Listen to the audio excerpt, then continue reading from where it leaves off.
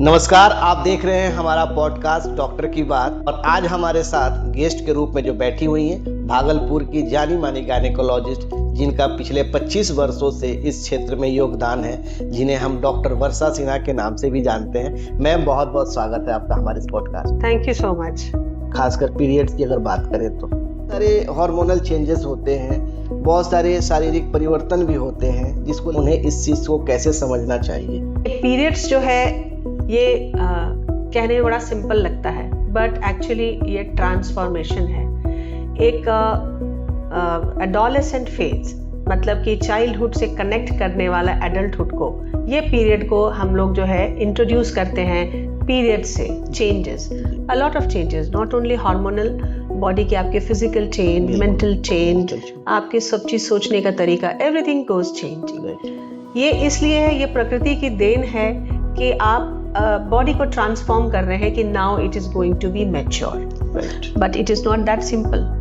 वहाँ पे बहुत सारे हर्डल्स आते हैं। और जहाँ तक आपने पूछा है कि ये ट्रांसफॉर्मेशन बच्चों को कैसे समझाया जाए, हमारे ख्याल से ये जो प्राइमिंग अप है, it should start right from the beginning. मतलब जब बच्चे क्लास 2-3 के स्टेजेस में रहते हैं, तब से आप समझाना शुरू कीजिए, क्योंकि जो अब एज इंसिडेंसेस हैं वो कम हो गई है। पहले 13 साल, 14 साल, 15 साल की उम्र में पीरियड्स आती थी। अभी आप देखोगे कि ये 9 साल में भी आने लगे हैं, 10 साल में भी होते हैं, अर्ली स्टेज में बहुत। Yes, and very common, 10 to 11 years में तो आता ही आता है, जिसमें बच्चियां क्लास 3, क्लास 4 में रहती हैं, जब ये चीज़ों को समझ नहीं पाती हैं।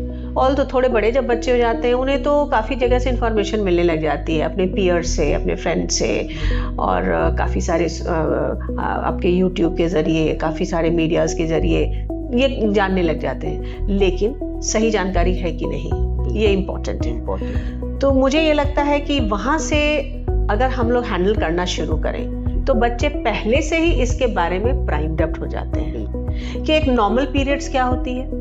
जब तक आप इस नॉर्मल चीज को नहीं समझोगे, आप एबनॉर्मल चीज को समझ ही नहीं सकते। तो ये introduction right from the childhood age, that means when the girl is in class 2, class 3, अगर पेरेंट्स हैं, पेरेंट्स बताएं, माँ बताएं, एंड खुल के डिस्कशन होना चाहिए। This is a normal physiological process. जब हम इसको लेबल लगा देते हैं कि नॉर्मल फिजियोलॉजिकल प्रोसेस है, it should be normally discussed everywhere. Discuss with the parents, आप फादर हो, मदर हो, ब्रदर हो, दे शुड ऑल्सो अंडरस्टैंड। वो भी हैंडल करेंगे, मेरी सिस्टर है, now she will have this thing, so she knows, he knows कि हाउ टू हैंडल हर। ऐसा नहीं है कि हमारे बच्चे हैं, पेरेंट्स हैं, वर्किंग हैं, भाई भी घर में है, या माँ नहीं है, फादर भी हैं, they should know to handle the situation. पहले के ज़माने में बड़ा एक पर्दा जैसा रहा करता था, पीरियड्स के बारे में डिस्कस करना, जानना। बहुत सारे मिथ्स आज भी उसको लोग आज भी फॉलो करते हैं, बट काफ़ी कम हुआ है। और स्कूल्स में discussion, this is very important. Teachers को डिस्कस करना चाहिए, बिकॉज बच्चे आजकल ज़्यादातर को एजुकेशन में हैं, तो लड़कों को भी समझना उतनी ज़रूरी है जितने कि लड़कियों को समझना है। सो दोनों को बैलेंस बना के चलिए। इट शुड नॉट बी कि लाइक लड़के अलग है, लड़की अलग नहीं है, कुछ नहीं है, बाद में सभी का समागम है। तो why we should not discuss openly with the boys also and with the girls also, क्योंकि अगर हम इसको हमेशा नॉर्मल तरीके से इंट्रोड्यूस करेंगे तो ये एक आम बात हो जाती है, सभी आराम से डिस्कस करते हैं। पैड्स की जरूरत है, इसकी जरूरत है, why not a father can get sanitary napkins for his daughter, why not a brother can get sanitary napkins for his sister, he should come forward। ये एक नॉर्मल रिक्वायरमेंट, उसको भूख लगती है, आप खाना देते हो ना, प्यास लगती है, पानी देते हो ना, आप प्रोटेक्ट करते हो और ना। ये तो हर महीने एक नेचुरल फेनोमेना है। यस, एंड एवरी मंथ ये साइकिल आएगा। तो ये इंट्रोडक्शन होना कि this goes on continuously and every month she will have to experience. अगर ये चीज हम हैंडल करना सीख जाएंगे, तो उसके प्रॉब्लम्स को भी डील करना इजीली सीख जाएंगे, और हमारे लिए बड़ी आसानी हो जाएगी कि हम इसको एक कैजुअल वे में, जैसे हम एक कप कॉफी या टी लेते हैं, why not this can be discussed in that manner। so ऐसा जरूर होना चाहिए। और हमेशा नॉर्मल चीजें जरूर बताइए।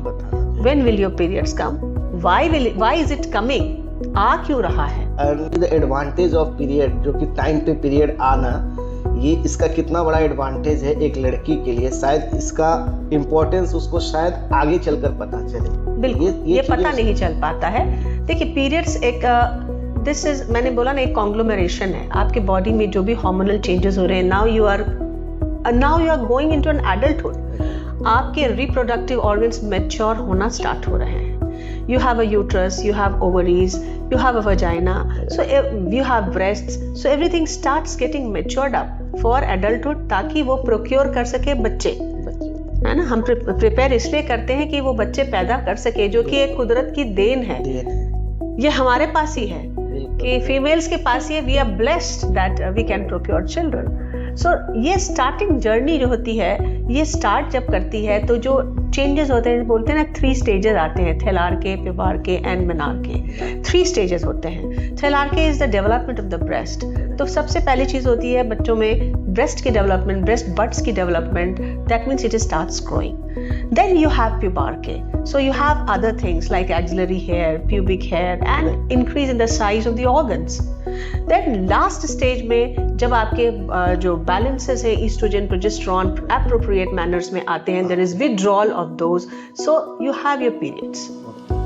तो ये एक withdrawal phenomenon है कि 1 महीने तक एक अंडा जब बनता है वो ट्रावर्स करता है एंडोमेट्रियम जो है यूट्रस का अंदर का लेयर प्रिपेयर होता है उसको रिसीव करने के लिए. इफ इट गेट्स फर्टिलाइज्ड तो हम बच्चा वहां से जन्म लेने की प्रक्रिया स्टार्ट होती है, बनने की प्रक्रिया स्टार्ट होती है. लेकिन एवरी टाइम नहीं होता है. तो वो आता है, वो जाता है, एग्स नाउ रिग्रेस करता है, एंडोमेट्रियम अब शेड करना है.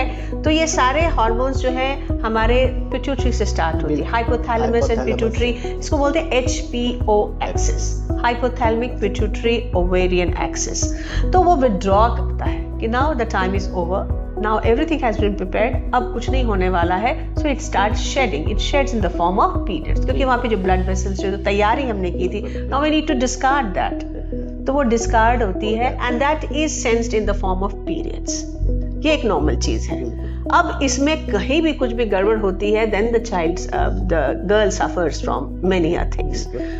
मतलब हर महीने पीरियड का टाइम पे आना, ये कहीं ज्यादा अच्छा ही होता है, ना कि हर महीने 2 महीने 3 महीने पे रुक के आना. तो हर महीने आना बहुत ही अच्छा चीज है और ये आना भी चाहिए. हाँ, वो साइक्लिक फिनोमेनन है, इसलिए बोलते हैं इसको साइक्लिक है. बिल्कुल साइक्लिक है, मतलब सारी तैयारी होती है and then at the end of either 28 days or 30 days, 32 days or 26 days, depends. हर के साइकिल अपनी फिक्स्ड रहती है. तो उसके बाद जो है ये पीरियड सेंस करते हैं कि अब आया. तो ये साइक्लिक होना भी जरूरी है, टाइमली होना भी जरूरी है. So every time you need to have that at appropriate time and duration भी आपकी फिक्स्ड है. It's between 2 to 7 days. Some of the girls, कुछ बच्चियां आती हैं बोलती हैं कि हमारा 2 ही दिन पीरियड्स होता है, कुछ बोलते हैं हमारे 7 दिन तक चलते रहता है. But 2 to 7 days is considered normal. May be आपका 3 days हो, मे बी आपका 4 days हो, मे बी आपका 7 days हो, but it is normal. But उसकी अमाउंट भी एक फिक्स्ड होती है कि अप्रोक्सीमेटली 30 ml के अराउंड में ब्लड लॉस होता है. May be a little less और may be a little more, but बहुत कम भी नहीं होना चाहिए, बहुत ज्यादा भी नहीं होना चाहिए, बहुत अर्ली भी नहीं होना चाहिए पीरियड्स, बहुत डिलेड भी नहीं होना चाहिए. तो इसका मतलब है we are going towards something wrong, that is called pathology. So we go with that कि वहाँ पे कुछ तो गड़बड़ है. So you need to consult a doctor for that कि व्हाई दिस इज हैपनिंग. उस कंडीशन में एनी हाउ आपको डॉक्टर से मिलना बहुत ही जरूरी हो जाता है. मैम, पीरियड को लेके कुछ मिथ्स भी हैं. जैसे पहले लोग कहते थे कि जैसे ही पीरियड आता है लड़कियों को मंदिर नहीं जाना चाहिए, पूजा नहीं करनी चाहिए. तो क्या ये कहीं, हमें तो नहीं लगता है कि मेडिकल साइंस में इन सब बातों ऐसी कोई बात है नहीं. ये हमारा बनाया हुआ है कि उस वक्त में सोचते हैं कि हम लोग थोड़ा माने गंदे हो गए हैं या अपवित्र हो गए हैं, नापाक हो गए हैं. तो इस तरह से सोचा जाता है कि नहीं, we are dirty right now. But if you have proper bath, so we try just to refrain from these things. You are bleeding, so actually इसका इम्प्लीकेशन जो है, that means you should not acquire, you should not go to general public places. You can acquire infection once the organ is bleeding. वो एकदम raw area रहता है, तो इसलिए उसको segregate करके अलग कर दिया जाता है कि now you stay away from the common people. You may not acquire infections. So हम लोग इसको अलग तरीके से सोचें, positive way में सोचें. So let us, मैंने like you take rest.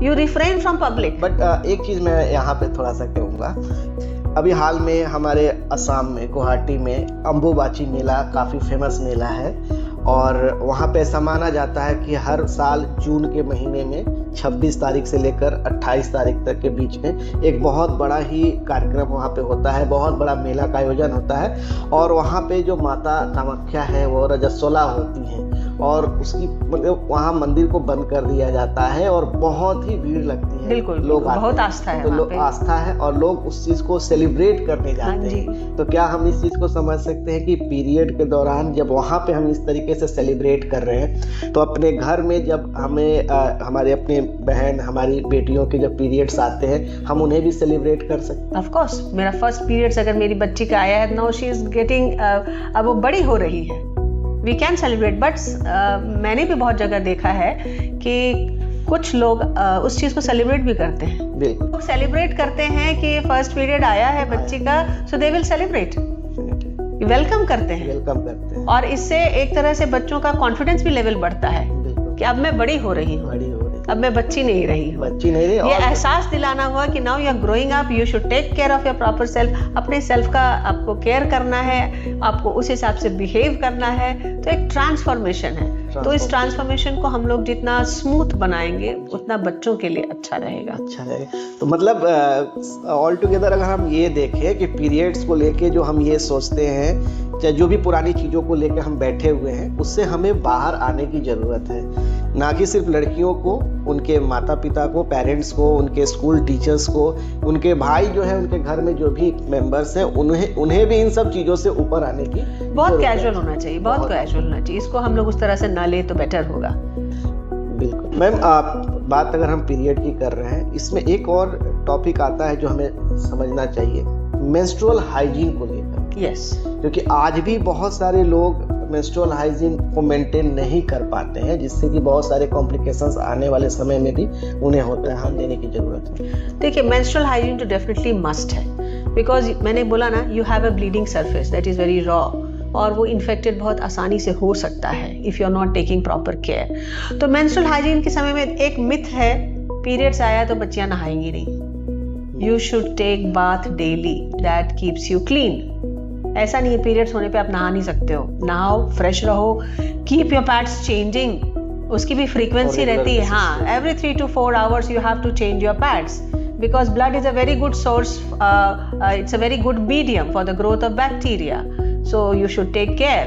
तो आप उस मीडिया को ही हटा देते हैं, you change clean pads, either you are using sanitary napkins, जिसमें भी आजकल बहुत सारी बातें सामने आ रही हैं कि you are increasing the load of the garbage, जो सैनिटरी नैपकिन्स हो रहे हैं, तो यू कैन यूज क्लॉथ्स। अब पुराने ज़माने के हिसाब से लोग पहले कपड़े का इस्तेमाल करते थे, तो अभी भी कर सकते हैं ना। You can wash it, clean it, iron it, best है आपके लिए। एंड आप उतना जमा भी नहीं कर रहे हो garbage, you are keeping clothes only and you are washing and keeping for the periods, so you can use it. अब तो नैपकिन्स भी कपड़े वाले भी आने स्टार्ट हो गए हैं, तो यू कैन हैव दैट। तो ये हाइजीन मेंटेन कीजिए, नहाइए, डेली बात लीजिए, और ऐसा किसी ने मना नहीं किया है। And keep your hydration maintained. If you are having pains, periods में पेन होना आम बात है कि थोड़ी पेन्स होती है बिकॉज ऑफ पेल्विक कंजेशन वहाँ पे होता है, तो सिंपल मेडिकेशन से, सिंपल घर के घरेलू उपचार से ठीक हो जाता है। हॉट वाटर बैग बोलते हैं, कॉफ़ी टी ड्रिंक करने के लिए बोलते हैं, नहीं होता है ठीक तो कुछ स्मॉल मेडिकेशंस, थोड़े से सिंपल मेडिकेशंस जो है। अगर जैसे आपने मेडिकेशन की बात की, तो क्या ये रेगुलर बेसिस पर मेडिसिन लेना सही होता है? डिपेंडिंग आपके पेन की क्या थ्रेशोल्ड है। If you are not able to tolerate, आपके हॉट वाटर बैग से आपके नहीं आराम मिल रहे हैं, then you can take medications, है ना। एंटीस्पास्मोडिक सिंपल सी मेडिकेशंस देते हैं। We don't give very complicated things और that is going to harm you, so you can take this on a regular basis, no issue। Okay, but अगर कोई भी medicine ले, अपने डॉक्टर से पहले मिले, डॉक्टर जो मेडिसिन सजेस्ट करते हैं, एडवाइस करते हैं, उसके बाद ही आप कोई मेडिसिन लें, वो ज़्यादा बेहतर होगा। थैंक यू मैम, आपने इतना सारा संदेश हमारे दर्शकों को आपने दिया। उम्मीद करते हैं कि आज का पॉडकास्ट आपको अच्छा लगा है। अगर आपके पास कुछ ऐसा क्वेश्चंस है तो हमारे पॉडकास्ट के कमेंट बॉक्स में जाके आप रख सकते हैं, ताकि अगली बार जब हम मैम से मिलें या कौन से विषय पे आप सुनना चाहते हैं वो भी अपने विषय को आप वहाँ पे रखें, ताकि हम मैम के साथ जब बात करें तो उस विषय पे हम चर्चा यहाँ पे बैठ के करेंगे, ताकि आपके जो क्वेरीज हैं वो सॉर्ट आउट किया जा सके। हमारे साथ बने रहने के लिए बहुत बहुत धन्यवाद। ऐसे ही हमारे वीडियो पे प्यार देते रहें। लाइक, कमेंट, सब्सक्राइब और शेयर जरूर करेंगे, ताकि हमें भी थोड़ा प्यार मिलते रहे आपका। Thank you ma'am. Thank you so much. सब कोई लाइक, कमेंट एंड शेयर ज़रूर करिए। Thank you.